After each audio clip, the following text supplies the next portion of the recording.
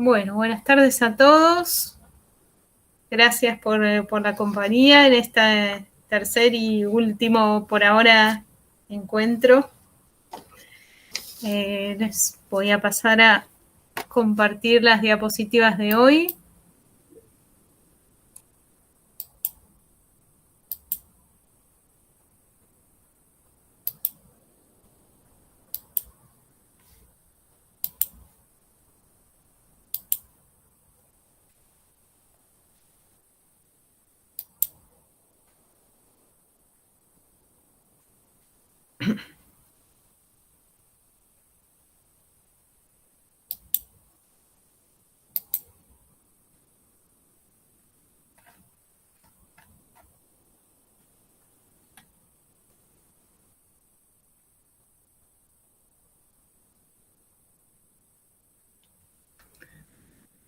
Bueno, ¿alguno me confirma, por favor, que se esté viendo la diapositiva correctamente? Sí, se ve genial. Perfecto, muchas gracias. Bueno, esta diapositiva la vimos en el encuentro anterior. Quería usarla un poco para retomar una de las últimas cosas que dijimos y enlazar con nuestro tema de hoy. Estos dos pasajes están tomados, recuerdan, de la vida de Antonio, escrita por Atanasio. Los habíamos tomado un poco para ejemplificar esto que llamamos una antropología optimista, ¿no es cierto? En el caso de esta fuente que vimos, podríamos citar muchas otras, ¿no? Pero tomando ahora la escritura basada en la figura de Antonio, ¿no es cierto? Habíamos trabajado esta idea de que a pesar, digamos, del pecado original, el alma humana tiene la fuerza para regenerarse, ¿no? La virtud está en el alma cuando el alma se puede mantener en esa situación próxima a la primigenia, ¿no? Usando la facultad racional en acuerdo con la naturaleza, ¿no es cierto? Bueno, esta antropología, ¿no es cierto?, la habíamos caracterizado como optimista, ¿no? También podríamos pensarla como ascética, en el sentido de que implica unos esfuerzos que el hombre puede hacer para lograr su cometido, ¿no es cierto?, cumplir con los mandamientos y acercarse a la salvación, ¿no es cierto? Habíamos dicho que en este tipo de fuente aparecía muy poco la noción de la gracia y estaban en cambio en primer plano nociones como estas, ¿no es cierto?, del esfuerzo, del ejercicio, de la disciplina. Todo este tipo de textos enfatizaban esos rasgos, ¿no? Hoy me gustaría empezar diciendo que a partir del siglo V, ¿no? Y algo llegamos a mencionar al final del encuentro anterior, una propuesta de este tipo sería calificada como o asociada con el pelagianismo, ¿no? Recordemos que Pelagio es un personaje que enfatizaba sobre todo las facultades naturales del alma humana, sostenía que el pecado de Adán había afectado solo a Adán, así que los hombres de las generaciones siguientes podían, a partir de sus facultades racionales, ¿no es cierto?, cumplir con los mandamientos divinos, salvarse, siendo la gracia no un factor esencial o imprescindible en esta tarea, sino más bien un refuerzo exterior para el hombre, ¿no?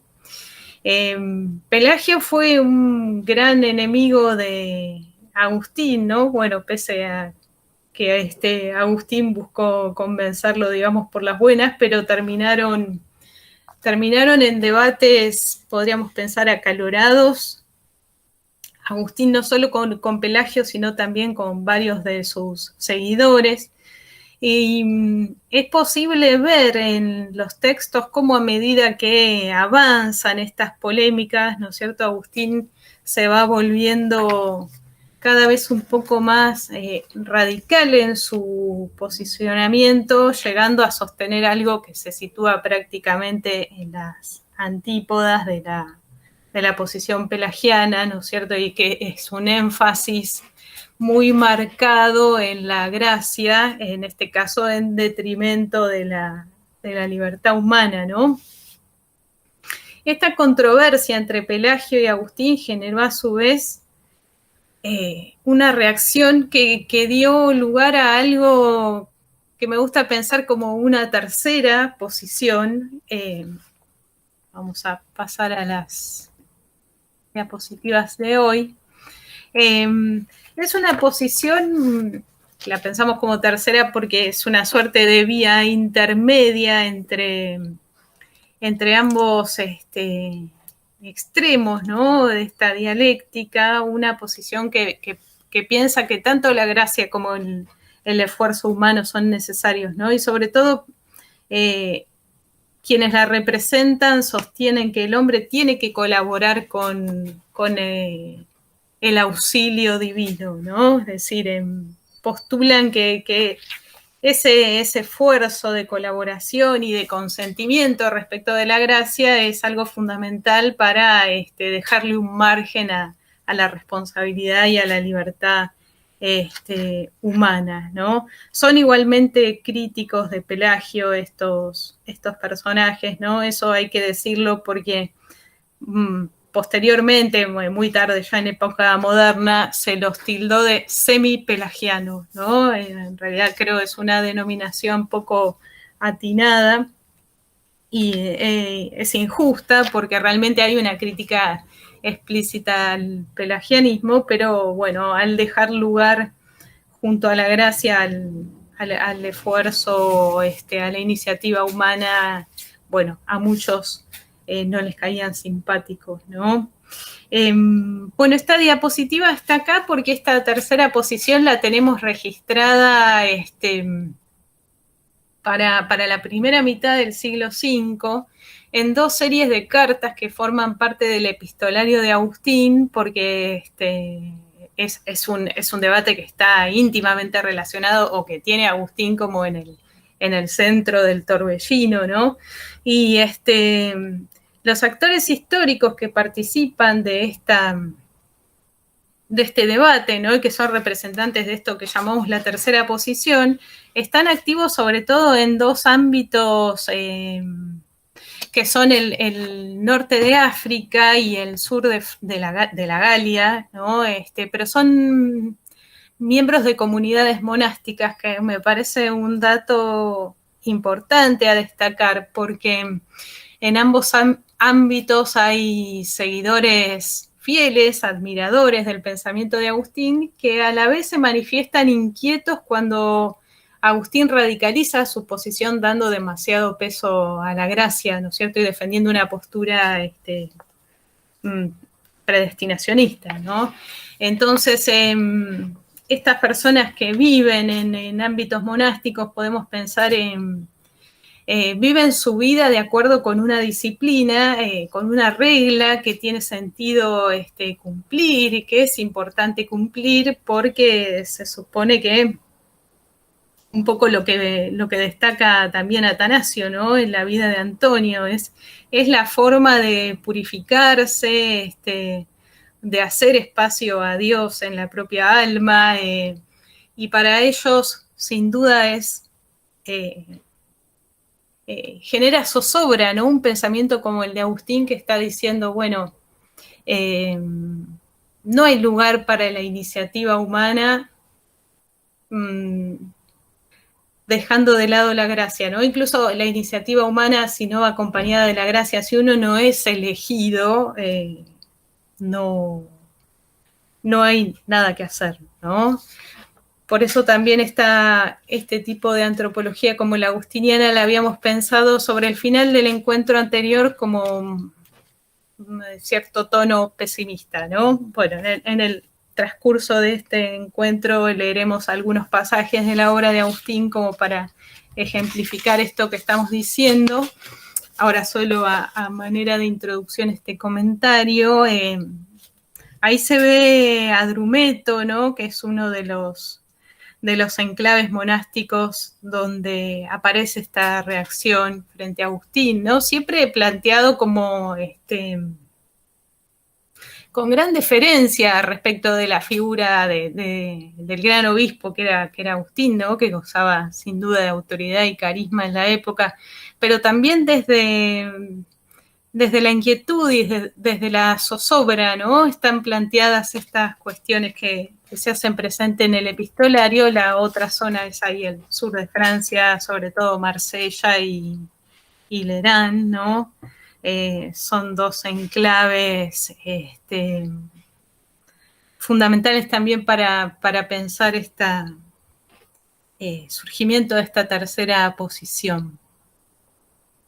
Bueno, esta es una foto de San Víctor, es uno de los monasterios que fundó Casiano ahí en Marsella, ahí están Masílidas, están viendo el mapa. Casiano, que había estado entre los padres orientales, ¿no? En la zona de Palestina y en Egipto, y después, una vez trasladado a Galia, fundó dos monasterios en Marsella, donde se instaló, posiblemente uno masculino y otro femenino, ¿no? Esta foto corresponde a uno de ellos, y no solo hizo eso, sino que también se preocupó por redactar una serie de textos donde intentaba transmitir lo que había aprendido entre los padres del desierto, ¿no? Pero son, bueno, una serie de textos de los que hoy también leeremos algunos fragmentos, muy importantes porque ahí Casiano muestra su preocupación no solo por trasladar de manera mecánica, digamos, los dichos de los padres a este ámbito del sur de la Galia, sino también de realizar un trabajo de adaptación, ¿no? A unas condiciones ambientales claramente distintas. Perdón que doy acceso a alguien. Y seguimos. Muy bien. Bueno, esta otra foto, bueno, es el mismo edificio, ¿no? Solo me interesaba mostrarlo un poco para que se vea cómo está integrada la ciudad hoy moderna, ¿no? Ahí en la zona del puerto, en Marsella. Bueno, este es un pasaje que me gustaba leerles hoy para que se entienda un poco qué es esta tercera posición. Creo todavía hoy un tanto mal comprendida o injustamente comprendida, ¿no? En tanto se la llama semipelagiana, ¿no? O vecina del pelagianismo. Estos son tres pasajes de la primera parte, no más al inicio del famoso Sobre la gracia de Dios, un texto de Fausto de Ries, representante muy, muy señalado, ¿no? De esta tercera posición entre Pelagio y Agustín. Y un poco ilustra esto que estábamos diciendo, ¿no? Ese primer pasaje sostiene que hay un error bifronte, ¿no? Que por un lado está el problema de predicar solo la gracia, ¿no? Que oculta a primera vista el veneno bajo falsas apariencias piadosas, y el otro error que sostiene solo la naturaleza y manifiesta pronto y con arrogancia la soberbia en toda su evidencia. Ese pasaje, bueno, es un poco urticante para algunos, ¿no? Sobre todo la primera parte, ¿no? El error que predica solo la gracia. La pregunta ha sido históricamente si se está refiriendo a Agustín o a algunos seguidores de Agustín que habían quizás distorsionado un poco las enseñanzas del obispo, ¿no? Acentuando elementos predestinacionistas de manera inconveniente, ¿no? Pero bueno, la segunda parte de este texto está mostrando cómo Fausto y estos cultores de la tercera posición son críticos respecto del pelagianismo, ¿no? No se puede sostener solo la naturaleza. Los otros dos pasajes aclaran todavía en este sentido la posición de Fausto, ¿no? Nuestra opinión es que el esfuerzo constante del hombre debe colaborar en toda ocasión con la gracia. El hombre no puede ser pasivo, ¿no? Frente a ese don divino. Tiene por lo menos que aceptarlo, dice en algún otro pasaje de este texto. Y finalmente yo sostengo que el libre albedrío no podría bastarse a sí mismo sin la ayuda de la gracia, ¿no? O sea, son dos cosas que hacen falta. Y la libertad del hombre en todo caso entiende Fausto, que también es un hombre de monasterio, ¿no? De cultura monástica y de disciplina ascética. La libertad humana debe tener su espacio, ¿no? En esta economía salvífica, ¿no? Bueno, este es un pasaje de Casiano, como decíamos recién, es quien implanta de alguna manera las prácticas monásticas en el sur de Galia. La Colatio 13, de donde está tomado este pasaje, es un texto que ha sido también históricamente muy polémico porque se entiende o se entendía, ¿no?, que ahí Casiano estaba diciendo que la gracia aparecía en auxilio del hombre una vez que el hombre había manifestado por motu propio su inclinación hacia el bien, ¿no? Entonces existió una polémica o una serie de disquisiciones donde se preguntaban los especialistas, ¿no?, si es que Casiano pensaba que el initium fidei, ¿no?, esa iniciativa primera de la tendencia hacia el bien provenía del hombre. Si esa era la posición de Casiano, estaba poniendo a la gracia en un segundo tiempo, ¿no?, de esta dinámica. Esta Colatio, en la número 13, por esto que comentamos, ha sido intervenida, no solo en la tradición manuscrita, sino también en las ediciones modernas, o directamente suprimida, ¿no? Así que es un texto bien interesante para trabajar. Me gustaba citarlo acá entonces pensando en que, y teniendo en el horizonte ese otro pasaje que traíamos de Atanasio, ¿no?, que había sido el fin de la clase pasada y usábamos para retomar ahora, ¿no?, teniendo eso en mente,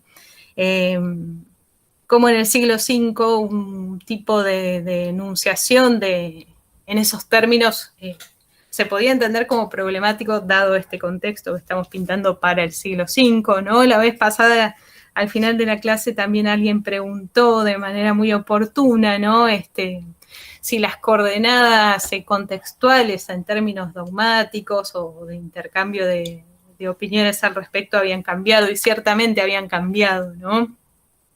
Así que entender a Atanasio como una antiagustiniana no tiene sentido, ¿no?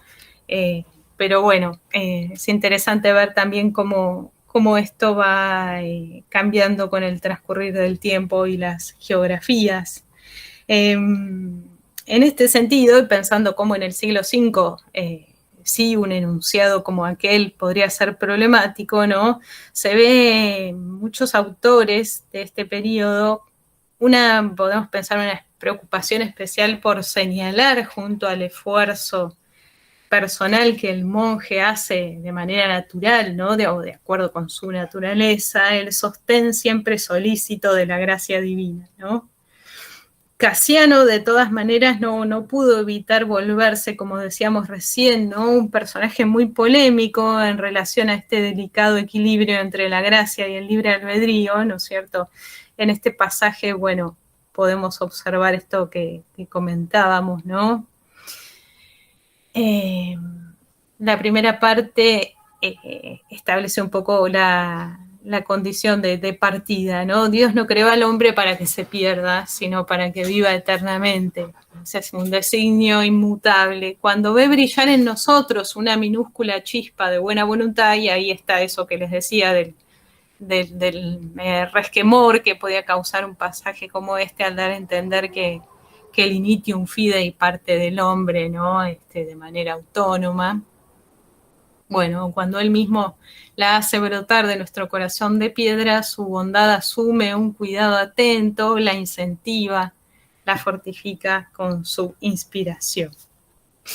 Bueno, decíamos entonces que es extemporáneo suponer que Atanasio no reconoce lo suficientemente la importancia del auxilio divino para la labor monástica, porque estos debates son posteriores, ¿no? Al momento en que él estaba activo, y tienen a Agustín, como decíamos, un poco el ojo de la tormenta, ¿no?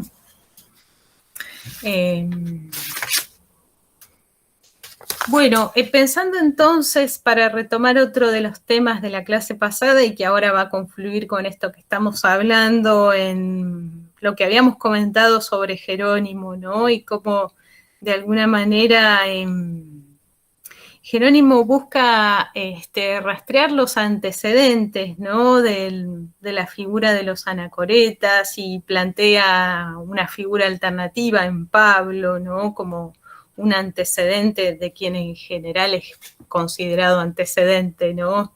Pablo como maestro de Antonio, ¿no? Y al poner en cuestión algunas figuras que tradicionalmente se pensaban también muy vinculadas con las prácticas ascéticas, como el profeta Elías o la figura de Juan el Bautista, ¿no? Veíamos también cómo él trazaba una figura. Habíamos estado viendo los perfiles de monjes por un lado y profetas por el otro, pero se puede avanzar todavía más y pensar ahora qué pasa dentro del grupo de los monjes, ¿no?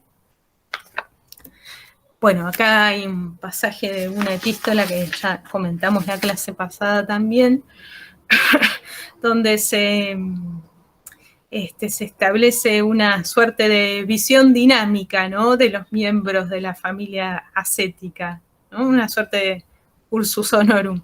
Dice: los llamados anacoretas, saliendo de los cenobios, se van por los desiertos sin más viático que pan y sal, ¿no? Así como si estuviera estableciendo una suerte de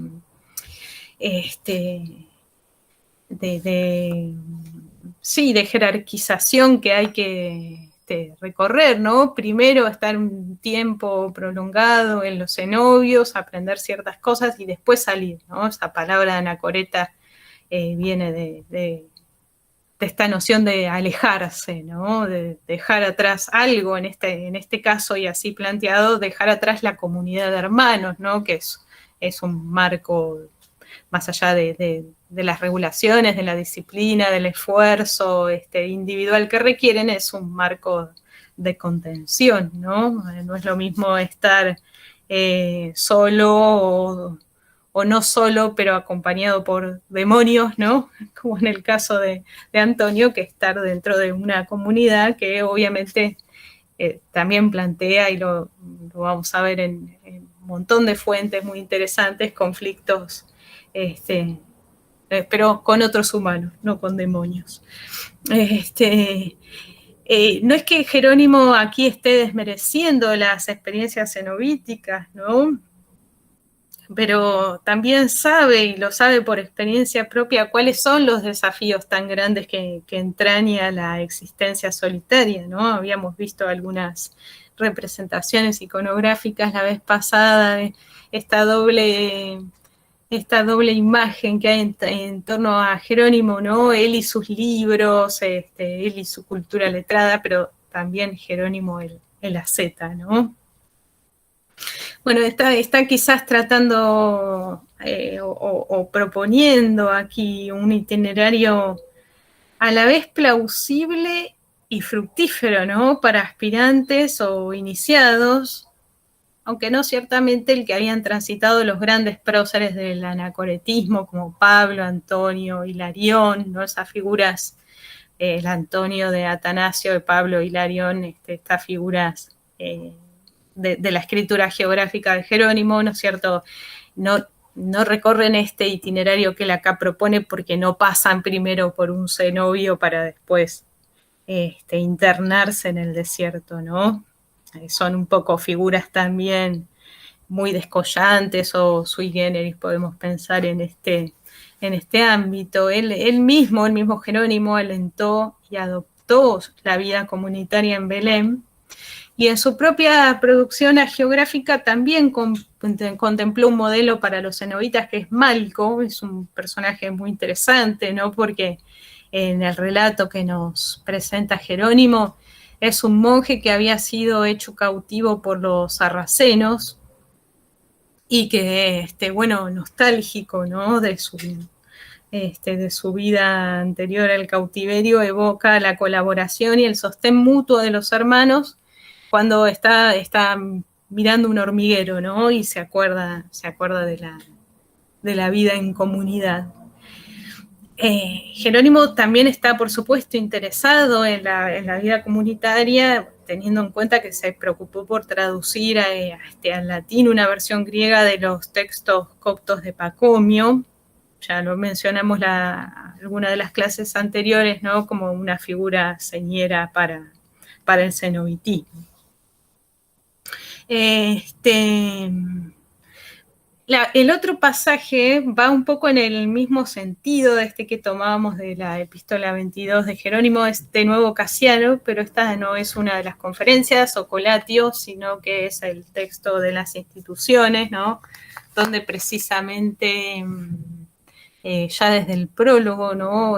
Casiano declara que su intención es esta que les contaba hace un rato, ¿no? Es decir, transmitir esto que aprendió de los padres orientales, pero a la vez pensar cuánto hay que adaptarlo a las condiciones del sur de la Galia, ¿no? Pero acá él dice, otro género de monjes considerado como más excelente, ¿no? Vean cómo hay ahí una clara jerarquización, es el de los anacoretas, ¿no?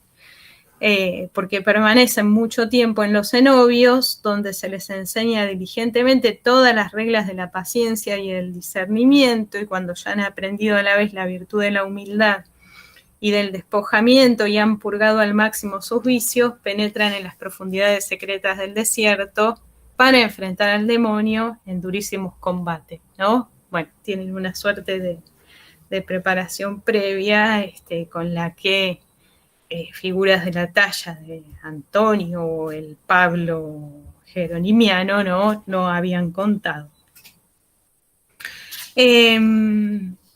Bien, en este punto y antes de introducir una visión respecto de la vida de los monjes que es muy diferente de esta y que me interesa justamente traerla porque marca un contraste bien interesante, antes de hacer eso, me gustaría comentar brevemente algunos de los significados, no son todos, pero algunos bien interesantes, ¿no? Que se le ha dado a la palabra monajos, ¿no? Que la raíz en griego, monos, tiene que ver con solo, ¿no? Es decir, así que con frecuencia encontramos este vocablo asociado con la práctica ascética en la soledad, en el retiro del desierto, y algo que aparece varias veces en los textos de Agustín, que parece una formulación interesante, ¿no? Que es que estos en la soledad lo que hacen es ocultarse a las miradas del otro, ¿no? La mirada del otro como la que nos da identidad o nos reconoce, de eso justamente estarían huyendo, ¿no? Bueno, acá hay algunos testimonios en este y otros sentidos. Por ejemplo, Jerónimo, que le dice a Paulino de Nola, ¿no? Que se había retirado también a la vida. Bueno, en su caso, como sucede con otros aristócratas, no, en Occidente se retiran no al desierto, sino a fincas de su propiedad o de amigos de su propio seto social, ¿no?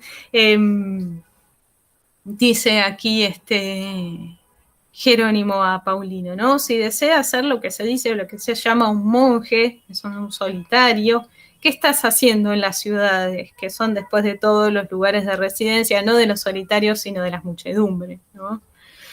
Entre los apotegmata patrum hay definiciones del término que están más bien vinculados a prácticas o a disposiciones anímicas de estos solitarios. Si, por ejemplo, la de Abba Pastor, que dice, ¿no?, que si el monje odia dos cosas, el bienestar y la vanagloria, puede liberarse del mundo, ¿no?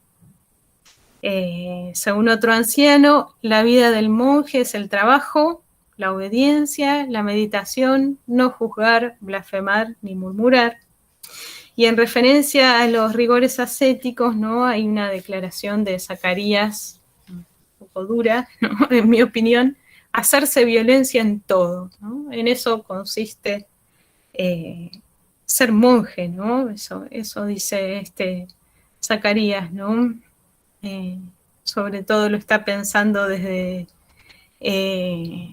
la severidad de la disciplina, el autocontrol, la autorrestricción, ¿no?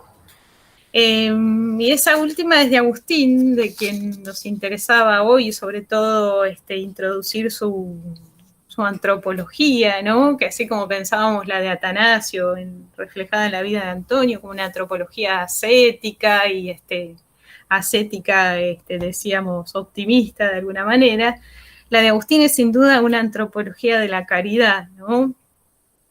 Así que esa frase es interesante. Agustín entiende sobre todo la vida del monje como la vida de un monje en comunidad, de los monjes cenobíticos, ¿no? En primer término dice, así empieza la regla, no sé si la habrán visto, que la dejamos por ahí, la compartimos a través del mail. Y ya que con este fin se han congregado en comunidad, vivan en la casa unánimes y tengan una sola alma y un solo corazón en camino hacia Dios, ¿no? Bueno, entonces la palabra monajos, el horizonte de significación de ese término tiene que ver para Agustín con la reunión de muchos cuerpos y voluntades en un único corazón que es movido por la caridad, ¿no? Nosotros habíamos trabajado con un pasaje de las Confesiones de Agustín, el famoso libro 8, ¿no? Y habíamos visto cómo la figura de Antonio aparece en ese texto, es más, aparece como en un lugar clave, ¿no? Es como que Agustín le hace pensar mucho en su propia situación, en esos conflictos interiores que tiene. Y de alguna manera, entonces, la figura de Antonio también está funcionando como un referente en los textos de Agustín. Pero toda esta constelación de los valores asociados con la disciplina o los rigores,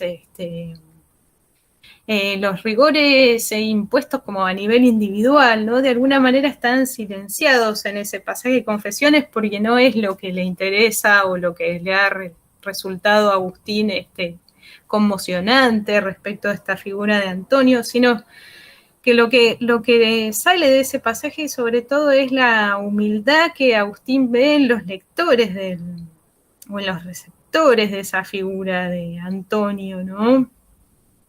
A través de las palabras de Atanasio, ¿no?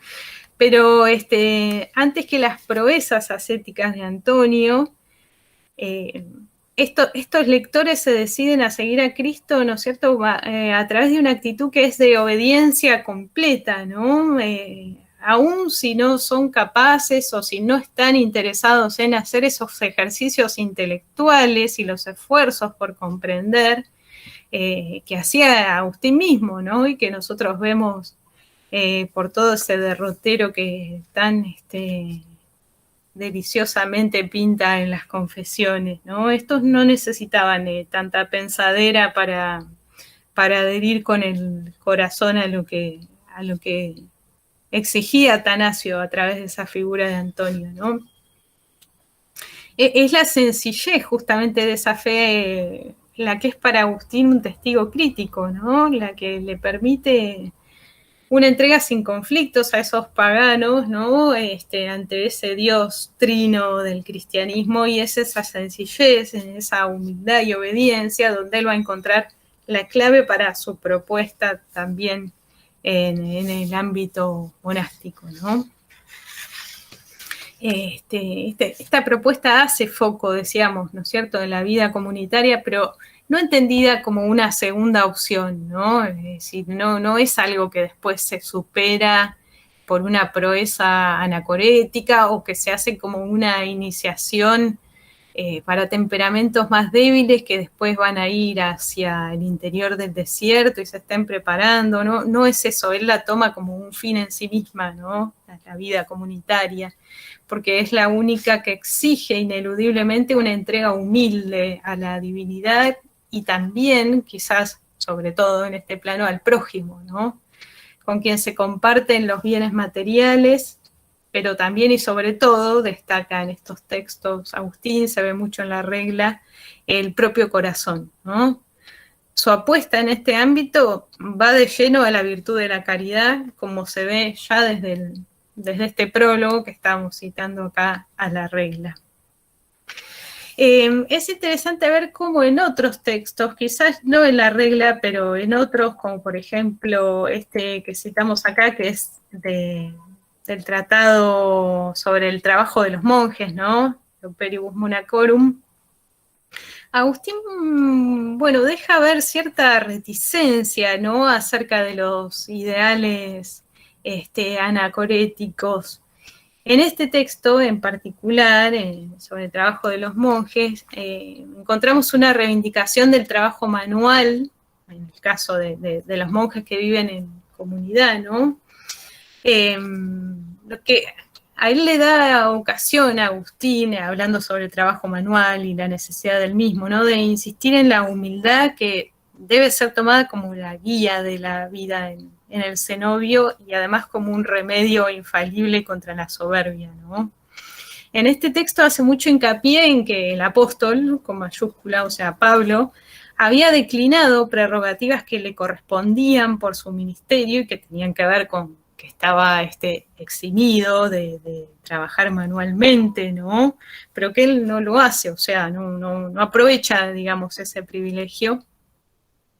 Entonces Agustín, trayendo ese parangón, ¿no?, se dirige a unos hermanos que, según le cuenta Aurelio, que le escribe, ¿no?, una carta y le dice que hay problemas con unos hermanos que bueno, que como dicen que están dedicados a las tareas espirituales, intelectuales, entonces que no van a trabajar, ¿no?, para ganarse su alimento,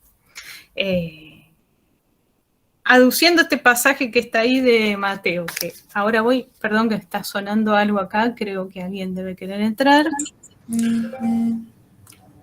Sí, Estefanía, mira, me escriben, hay algunas personas que me dicen que quieren ingresar. Pero yo no tengo a nadie en espera. Bueno. Así que deberían volver a tratar. ¿Cómo no? ¿Cómo no? Les damos acceso. Gracias. Acá no hay nadie ahora. Bueno, entonces en este pasaje, ¿no?, de Mateo, ¿cierto?, muy conocido, ¿cierto?, sobre las aves del cielo que no siembran, ni cosechan, ni recogen en graneros, pero igual el Padre las alimenta, ¿no? Y los lirios del campo, que lo mismo, ¿no? Cómo crecen, pero no se fatigan ni hilan. Un momento, por favor. Bueno, ahora sí, admitimos. Volvemos al pasaje. Entonces, bueno, claro, los hermanos decían que ellos, ¿no?, estos sobre los que escribe Aurelio, ellos, como las aves del cielo, los lirios del campo, no se van a preocupar por sembrar ni cosechar, ¿no? Agustín los critica con un cierto con sentido del humor, de una manera aguda en este texto, ¿no es cierto? Y destaca sobre todo eso de no recoger en los graneros. Si ustedes no quieren sembrar ni cosechar, está bien, pero tampoco deberían recoger, ¿no? Alguno podrá decir, dice el pasaje ¿no? ¿Qué le aprovecha al siervo de Dios el haber renunciado a las actividades que en el siglo tenía y haberse consagrado a esta vida y milicia espirituales si tiene que volver a ocuparse de negocios que son propios de un obrero, ¿no? Bueno, este argumento evidentemente también aparecía esgrimido por estos hermanos, ¿no? Si queréis apelar a las aves del cielo de las que habla el Evangelio para sustraeros del trabajo manual con que proveeros de alimentos y vestidos, no guardéis nada para mañana, ¿no? O sea, las aves del cielo tampoco guardan, ¿no? Pero si reserváis algo para mañana, eso puede no estar en contradicción con aquel texto del Evangelio, mirad a las aves del cielo que ni siembran ni recogen ni amontonan en los almacenes, puede compaginarse perfectamente con el Evangelio y la conducta de las aves del cielo, el sostener esta vida terrenal con el sudor del trabajo manual, ¿no? En este texto hay hay también una pintura, ¿no? De lo que es la vida en la comunidad y cómo se pueden distribuir las tareas de acuerdo con las diferentes habilidades de los hermanos, ¿no? Y también teniendo en cuenta una administración racional del tiempo asignado a labores alternativas, ¿no? Bueno, estas son dos fotos que me gustan mucho del sitio de la abadía de Solesmes, porque se ven las dos cosas, ¿no? Bueno, ahí, si ustedes visitan la página después van a poder ver, hay fotos de trabajo en el campo, ¿no? Es un lugar muy bonito y tiene una biblioteca muy importante. De hecho, además de porque se ve lo intelectual y lo manual, también me gusta traerlas porque... por ejemplo, los pasajes que citamos previamente de los Apotegmata Patrum están tomados de la edición que se hizo en Solesmes, puntualmente de la colección sistemática, pero bueno, ya reuníamos todas estas referencias en estas imágenes tan agradables.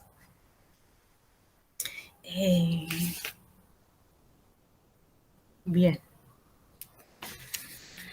Entonces, siguiendo con esta idea de que Agustín, sobre todo, ¿no es cierto?, trabaja con el ideal cenobítico y que a la vez muestra cierto recelo, ¿no? Podríamos pensar sobre las prácticas de los anacoretas.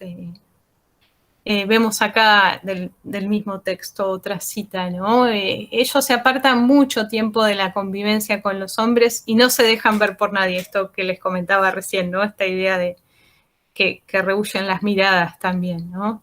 Enterrándose en vida, otra figura fuerte esa del enterrarse en vida, si se acuerdan, cuando hablábamos de Antonio la vez pasada, Antonio en una de sus etapas de estancia en el desierto se mete en un sepulcro, ¿no? Se puede pensar es una celda como otra, pero tiene una carga muy fuerte desde también toda esta idea de la mortificación y el memento mori que asumen algunas vidas de anacoretas, ¿no? Bueno, dice, ponen todo su afán en dedicarse intensamente a la oración, sigue acá Agustín. No critico esa vida. En varios pasajes dice eso, ¿no? Bueno, no critico a esto, no digo nada sobre esto, ¿no? Pero esto es admirable siempre que haya tiempo para poder, fíjense, vivirla, ¿no? Y que se proponga a la imitación ajena, no por orgulloso engreimiento, sino por caritativa santidad. Esta idea de poner siempre el énfasis en la caridad y el intercambio con el otro, ¿no? Eso es lo que le interesa a Agustín, sobre todo como algo espiritualmente fructífero, ¿no? Un poco más adelante, en esta misma fuente, advierte sobre falsas vocaciones, ¿no? Dice, este es el motivo por el que el enemigo ha dispersado por todas partes tanta gente hipócrita con hábito de monje. El riesgo de atribuirse ventajas que el mismo Pablo había rechazado para sí, en nombre de la supuesta santidad alcanzada individualmente, bueno, queda aquí expuesto o denunciado, ¿no? por Agustín ante el requerimiento del hermano Aurelio. Hay otro texto que me interesaba traerles en este mismo sentido, de Moribus Ecclesiae Catholicae. Es un texto donde él trabaja, bueno, impugnando, ¿no?, con argumentos las prácticas vanas de los maniqueos, como la castidad, pero bueno, trae a colación también la figura de las anacoretas, ¿no? Decidme, os lo pido, dice acá, ¿no?, para encabezar esta interrogación. ¿Qué es lo que lleva tras de sí a esos hombres que no pueden dejar de amar a sus semejantes y sin embargo pueden vivir sin su compañía, ¿no? Esto del retiro de la anacoreta, ¿no? Los aman, pero no cerca. Ciertamente, sea ello lo que fuere, será más excelente que todo lo humano, pues su vista les da alientos para pasar la vida en la soledad. Volvemos a leer un poco más adelante, ¿no? La misma reserva en torno a quienes, de nuevo, se ocultan a todas las miradas, dice Agustín, ¿no? No diré nada de ellos, pues se les acusa de excesiva renuncia de las cosas humanas, ¿no? Ahí está ese adjetivo que resuena en muchos actores históricos de la época, ¿no? De que esa renuncia, esa autoprivación, esas imposiciones pueden ser excesivas, ¿no? Si estos prodigios de santidad exceden nuestras fuerzas, ¿no?, los anacoretas al estilo de Antonio, ¿quién al menos no admirará y alabará a estos hombres que desprecian y dejan los placeres del mundo y viven en común una vida castísima y santísima y emplean juntos su tiempo en plegarias, lecturas y conferencias? ¿No? Respecto de quienes viven en comunidad es difícil encontrar un aspecto criticable, ¿no? Está diciendo, estos hombres sin ninguna hinchazón de soberbia, sin ninguna turbación ni palidez amarillenta, ¿no? Estos son un poco rasgos típicos, ¿no? Nacidas de la terquedad y la envidia, sino siempre modestos, humildes, sufridos, ofrecen a Dios esta vida de perfecta concordia. Bueno, no asume en primera persona, ¿no?, las críticas, las acusaciones, tampoco se pronuncia categóricamente en torno de la vida del desierto, pero parece ciertamente recelar ante esta opción de aislamiento como expuesta a excesos y sobre todo a la tentación del egoísmo y el orgullo personal, ¿no? El ideal comunitario, en cambio, aparece, como decíamos acá, por contraste, exento de riesgos y sospechas, nítido en sus potencialidades virtuosas. Hay un elogio abierto a la caridad y a la mesura que no se hacen esperar en diversos textos de la inmensa producción de Agustín, ¿no? Siempre apuntando contra las arbitrariedades maniqueas en esta misma fuente, ¿no? Aunque con formulaciones que son perfectamente trasladables, ¿no?, en este caso a prácticas de otro signo doctrinal, Agustín cuestiona prácticas, ¿no?, que pueden resultar excesivas e inflexibles, también irreflexivas, ¿no?, hechas casi como un acto externo, ¿no?, y recuerda en torno al ayuno, ¿cierto?, sobre todo, que lo que mancha el alma no son los manjares, sino la intención con la que se comen, ¿no? Por eso a quienes son capaces de despreciar todo esto y de saber con certeza que la mancha no viene de los alimentos, sino del deseo torpe con que son comidos, recomienda tengan siempre delante de los ojos la caridad. Bueno, un aspecto que me interesaba vincular con el lugar primordial que Agustín otorga a la vida cenobítica, su propia visión acerca de la gracia y las posibilidades de salvación para el alma humana, ¿no? Esto que destacábamos hace un rato. Decíamos, Agustín puede pensarse encarna una antropología pesimista si la contrastamos con la de Atanasio, ¿no?, encarnada en esa famosa figura de Antonio. en Agustín hay un papel disruptivo, degenerativo, que el pecado original ha tenido sobre todas las almas, ¿no? Acá, el pasaje de la ciudad de Dios, donde dice, cometieron, en referencia a los dos primeros individuos del linaje humano, un pecado tan enorme que con él se empeoró la naturaleza humana, transmitiendo hasta sus más remotos descendientes la dura pena del pecado y la necesidad irreparable de la muerte. Bueno, acá no bastan, ¿no?, el autoconocimiento racional o el autocontrol voluntario de los elementos irracionales, ¿cierto? Con el objetivo de tratar de preservar el alma en el estado en que fue creada, como dice Antonio en ese pasaje, ¿no? Incluso no es algo difícil, veíamos ya desde la clase pasada, ¿no? Dice Antonio, no es algo difícil. Por el contrario, acá, ¿no?, hay otra visión. Desde Adán hasta Moisés reinó la muerte en todos los que no recibieron la ayuda de la gracia de Cristo para que fuese destruido en ellos el reino de la muerte, ¿no? También estuvieron bajo su dominación los que no pecaron a semejanza de la prevaricación de Adán, es decir, los que no pecaron por voluntad propia, como él había pecado, sino que heredaron de él el pecado original, ¿no? Esta, recuerden, es la contracara de lo que decía Pelagio, ¿no? La regeneración del alma humana, bueno, es posible solamente a través de la gracia. Este es otro pasaje de la ciudad de Dios, ¿no? Pues la voluntad que ha sido creada naturalmente buena por un Dios bueno, ¿no? O sea, Dios no puede crear nada malo, pero también es creada mudable por el inmutable, porque ha sido creada de la nada. Hay ahí claramente una diferencia ontológica que es insalvable. Puede apartarse entonces del bien para hacer el mal, que se hace por el libre albedrío, y puede también apartarse del mal para hacer el bien, que no puede hacer sino con el auxilio divino, ¿no? O sea, el mal sí se puede hacer por el libre albedrío, pero para hacer el bien hace falta la colaboración o la asistencia de la gracia divina, ¿no? Bueno, la soteriología agustiniana, como decíamos, me interesa destacarlo en relación a esto, se vio sin duda radicalizada durante la crisis pelagiana que mencionábamos antes, hasta alcanzar la defensa de la predestinación, ¿no?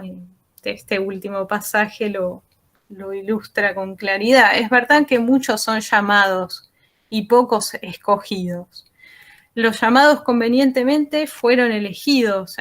Digamos que a Agustín de alguna manera le cuesta un poco justificar esta posición, ¿no? Toma pasajes de Pablo y trata de hacer algunas vueltas retóricas que, bueno, sus antagonistas de esta tercera posición que mencionábamos, por cierto, no encuentran convincente, y es bien interesante ver en el debate cómo usan los mismos pasajes de Pablo que usa Agustín para mostrar no lo contrario, porque no están exactamente en las antípodas de Agustín, pero sí como es importante hacer lugar a la voluntad humana, ¿cierto?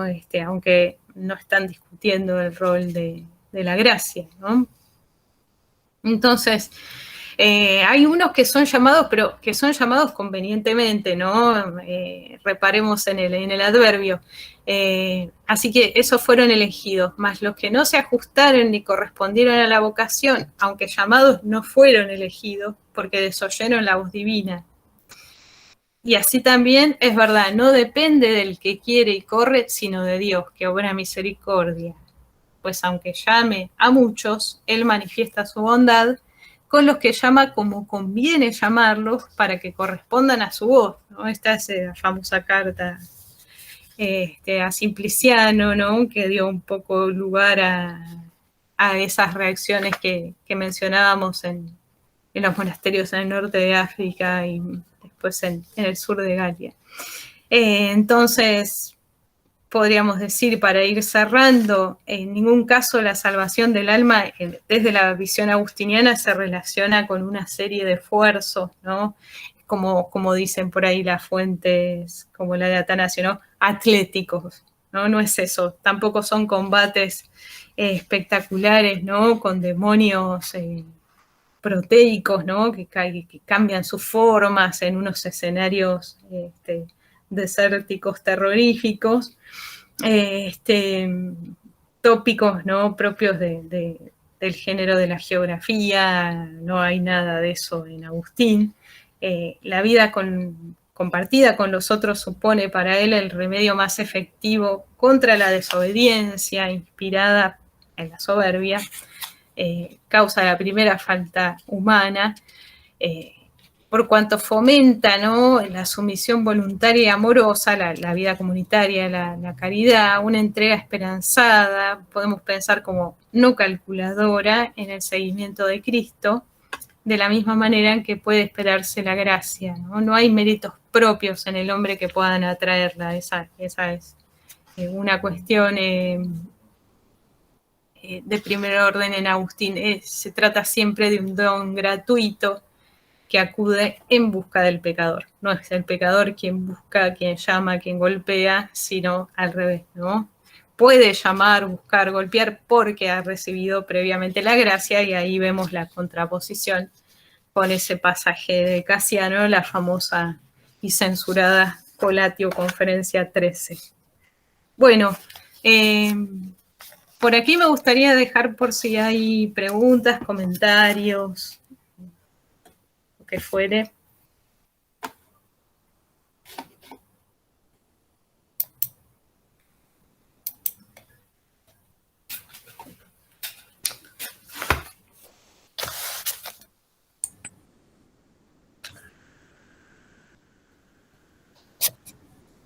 Si hay preguntas o comentarios, son bien recibidos. Si alguien quiere levantar la mano.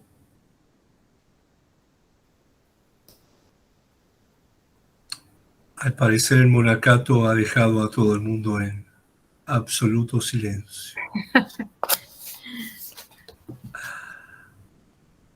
A ver que escriben algo aquí en el chat. Si me puedo Sí, Pablo Testa y Steven Valencia también están haciendo comentarios a ver qué sobre el bien. tema anacorético. Vamos a leer por aquí. Pablo, que dice, interesante, quien confía en el esfuerzo a un camino individual, quien se centra en la gracia lo haga en comunidad.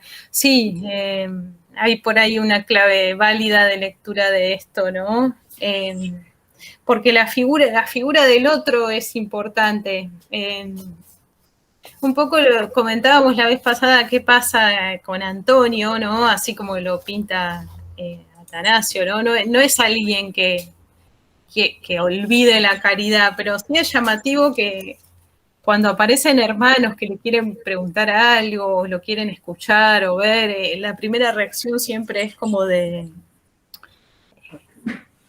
bueno, fastidio por ahí es un poco fuerte, ¿no? Pero sí como de esa frustración, ¿no? Porque están interrumpiendo su tarea, que es una tarea en soledad, ¿no? Donde la dialéctica con el otro no entra. Así que sí, ahí la caridad es un elemento central, ¿no? Porque amando al otro es que también se entiende el amor a Dios, ¿no? Hay ahí cosas que van relacionadas. Bueno, estoy maravillada. Ay, bueno, gracias por el comentario, Steven. Agradezco, como les digo siempre, la compañía, que estén acá viernes hasta ahora. Bueno, ojalá podamos visitar Panamá, sería un gran gusto. Bueno, sí, también por acá Pablo destaca los elementos de la mística, ¿no? Hay una cuestión interesante que aparece tanto en Casiano como en Evagrio. No tuvimos tiempo de hablar de Evagrio el Póntico, figura muy interesante también, y en Agustín, ¿no?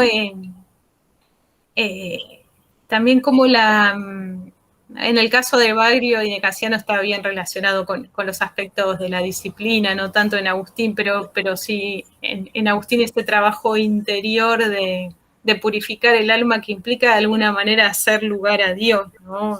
Cosas que encontramos también como temas centrales en la mística posterior.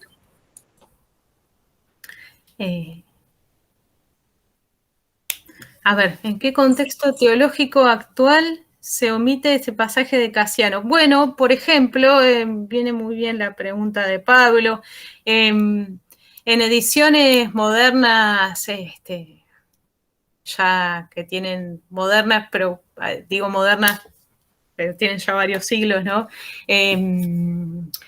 Se introdujeron glosas, ¿no? Como para tratar de moderar la posición de Casiano, o directamente se recortaban algunos pasajes. Pero es interesante lo que preguntás, Pablo, porque, por ejemplo, y me interesa comentarlo, adquirí hace poco más de un mes la edición que hizo Ágape de las colaciones, de las conferencias, la hizo en 2 tomos, está muy bien, tiene una introducción, está prolija, pero no pone la Colatio 13, y es una edición hecha ahora. Es asombroso, ¿no? Por una editorial que, bueno, obviamente está ligada a una posición doctrinal, pero también tiene una impronta, digamos, de difusión, porque no son ediciones críticas, pero son traducciones cuidadas, con introducciones, con notas, muchas veces están a cargo de especialistas en la materia, traductores de griego, con una carrera muy sólida, ¿no? Pero bueno, han decidido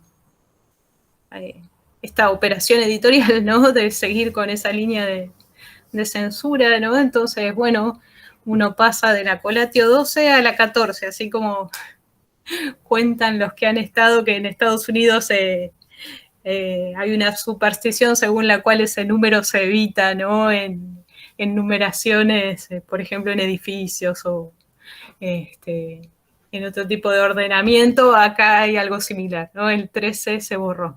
Es un dato. No, ciertamente uno no esperaría eso de Ágape, dice Pablo acá. Comparto, de hecho, suelo comprar las ediciones que hacen, ¿no? Bueno, que no son ediciones críticas, pero son buenas traducciones con notas que ayudan al lector, que está bien como un discurso fluido en un español, un castellano actual.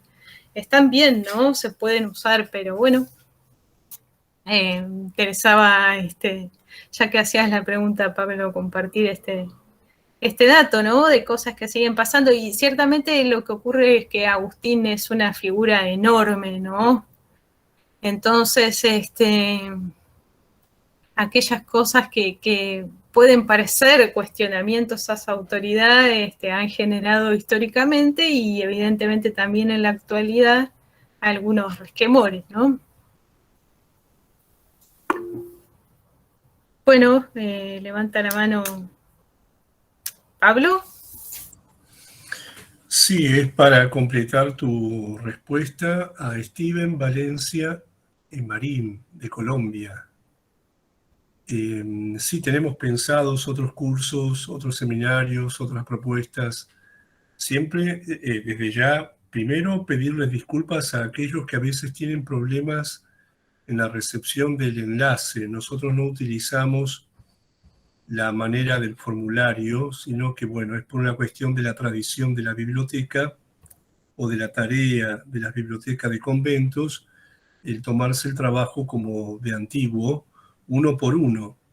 Varios me lo han dicho de que es mejor hacer el formulario y demás, pero a veces ahí o se produce el olvido o por algún motivo, sobre todo por el alto tráfico que hay en Internet en esta ciudad, los correos se disparan, aparecen como disparados, pero luego no aparecen como enviados, o sea, no terminan de salir y no llegan al receptor.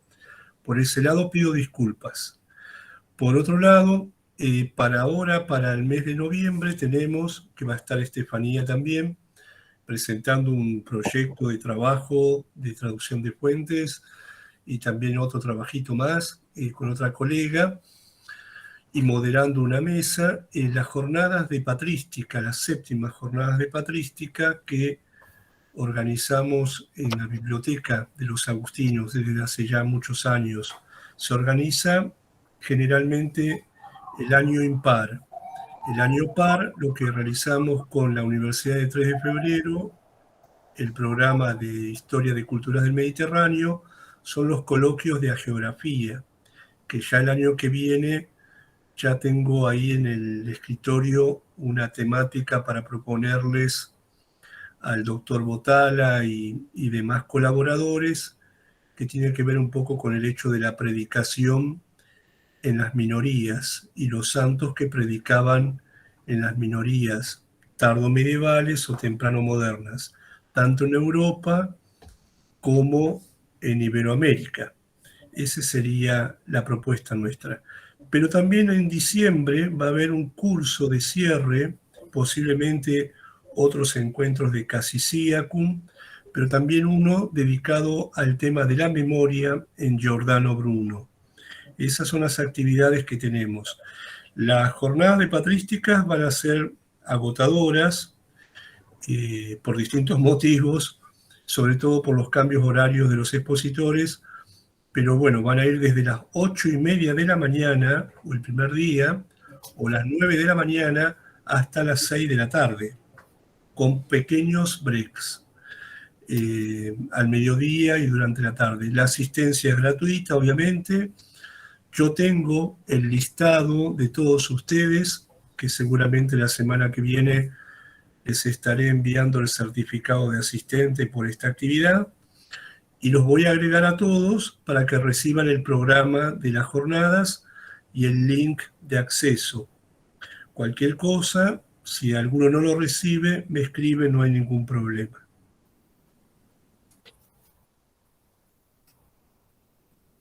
Bueno, muchas gracias a todos. Nuevamente un gusto encontrarlos aquí. Esperemos verlos en las próximas. Quedamos en contacto a través de los mails y si quieren hacer alguna consulta, habíamos dicho la vez pasada por algún tema en particular o bibliografía. Así es, muchas gracias Estefanía, vos también por tu trabajo, por tu dedicación, a los presentes por acompañarnos, sobre todo a los de fuera de esta ciudad y a los de esta ciudad también. Los viernes suelen ser en Buenos Aires bastante caóticos, es una ciudad muy grande y uno llega un poco cansado también, entonces les agradecemos muchísimo de que nos estén acompañando. Y bueno, seguramente ya convenceremos a Estefanía para algo referido al monasticismo primitivo y al monasticismo alto medieval, sobre todo, para seguir un poco este camino. Y por qué no, si a ustedes les parece, como le habíamos preguntado en encuentros anteriores, pueden sugerirnos algún tema que quisieran profundizar de estas aproximaciones, porque por eso se llama el seminario aproximaciones. Son como pequeños pantallazos, pequeños detenimientos que uno hace con la mirada de alguien que ya viene trabajando hace tiempo estos temas. Pero bueno, si interesa alguno en especial, nos dice y vemos de poder organizar o invitar también, ¿por qué no?, a otro especialista que pueda ayudarlos a seguir inquietos. Esa es la idea de Agustín. Siempre la tuvo y tratamos de mantenerla viva, que estemos siempre inquietos, siempre pensando, nunca cómodos, sino pensando. Bueno, les agradecemos mucho, buenas noches a todos y que tengan un lindo fin de semana. Buenas noches.